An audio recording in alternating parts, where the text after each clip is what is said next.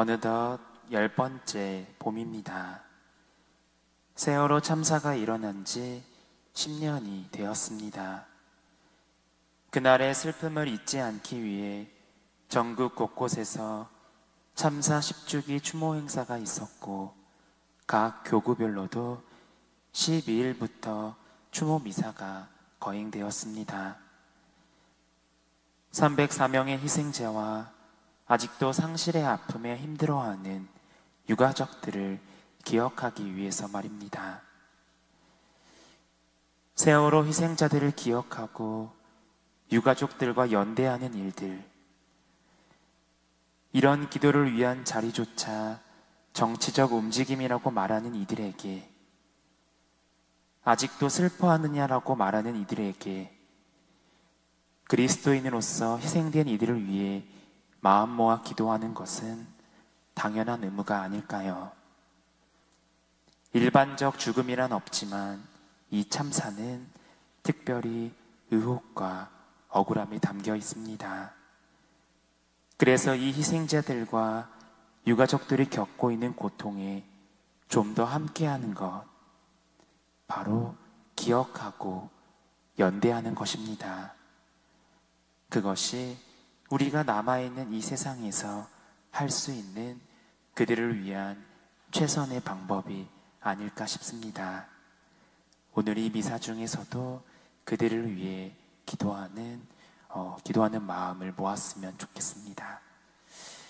오늘 복음을 보면 그리스도인이 된다는 것이 어떤 의미인지, 어떤 의미가 담겨 있는지 바라볼 수 있습니다. 우리는 보통 우리가 원하는 때에 내가 원하는 기도를 합니다.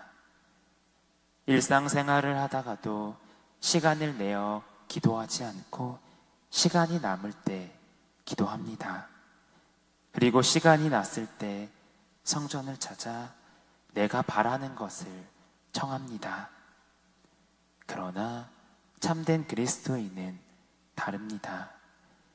하느님께서 원하시는 때에 그분이 원하시는 기도를 바치고, 하느님께서 바라시고 원하시는 때에 그 앞으로 나아가 나의 뜻보다는 당신의 뜻을 이룰 수 있기를 청합니다. 그런데 모든 것을 나 중심으로 생각하고 해석할 때 우리는 자주 넘어지는 것을 볼 수 있습니다. 나 때문이 아닌 남 때문이고, 남을 때문이라는 험담을 자주 입에 올립니다. 그러다 보니 주님 앞에서 순종이 아닌 나의 권리를 찾게 되고, 주님께 감사가 아닌 내가 왜 이렇게 했는데 들어주지 않느냐면서 불평을 하게 되고, 그분의 뜻이 무엇인지 헤아리기보다는 나의 뜻만을 추구하고 생각합니다. 그렇다면 이런 마음에는 계명과 말씀이 머무를 자리가 있을까요? 없습니다. 그런 사람들은 하느님을 이용하여 내가 원하는 것을 얻으려 하고, 남들처럼 세상에서 누리는 그 욕망, 어둠에 대한 사랑이 그 마음에 가득하기 때문입니다. 그렇게 하느님의 말씀을 들을 귀가 없고 하느님의 말씀을 담을 마음의 공간이 부족합니다. 그래서 오늘 복음 속에 나타나는 그 사람들처럼 신앙인을 포함하여 많은 사람들이 착각하고 있는 것이 있습니다. 신앙은 믿게 해보라고 주님께 요구하는 것이 아닙니다. 또 믿음이 내 안에 안 생긴다고 그분께 투정 부리는 것도 아닙니다. 이미 주님께서 보여주시는 그 모습을, 그 말씀을 보고 그대로 믿고 전하며 지켜내는 것이지 않을까요? 그런데 이런 믿음에는 분명 용기가 필요하고 도전이 필요합니다. 왜냐? 내 안에 그런 의혹이 일어날 수 있기 때문입니다. 제자들도 부활하신 예수님을 보고 내 마음 안에 그런 의혹이 들었던 것처럼 우리 마음에도 그런 의혹이 들 수가 있습니다. 하지만 믿음은 시험을 거치며 정화되고 성장하고 더 넓혀집니다.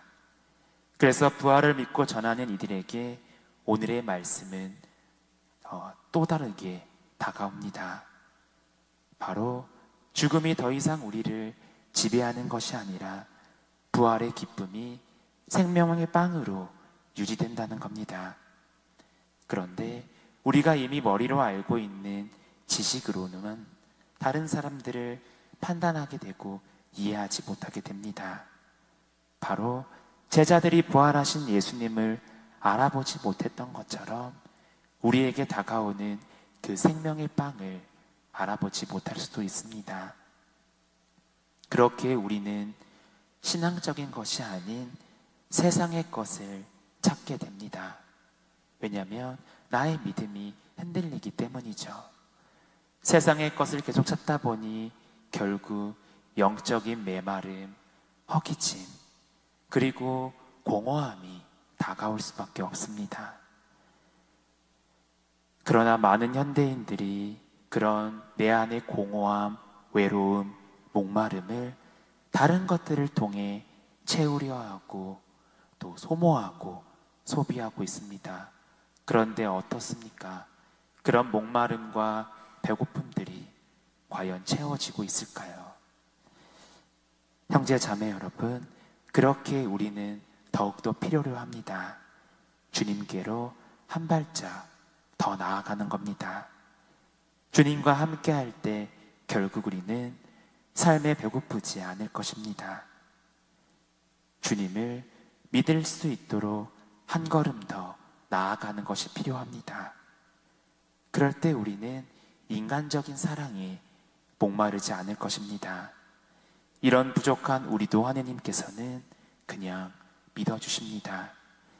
그 믿음은 우리의 부족함, 나약함을 아시면서도 눈 한쪽 감아주시며 기다려주시는 그분의 자비함에서 나오는 겁니다. 그렇게 자비하신 하느님은 우리를 이렇게나 믿어주시는데 왜 부족한 우리는 자꾸만 하느님의 그 자비함을, 하느님의 그 사랑을 의심하고 믿음의 대가를 요구하고 표징을 요구하는 것일까요?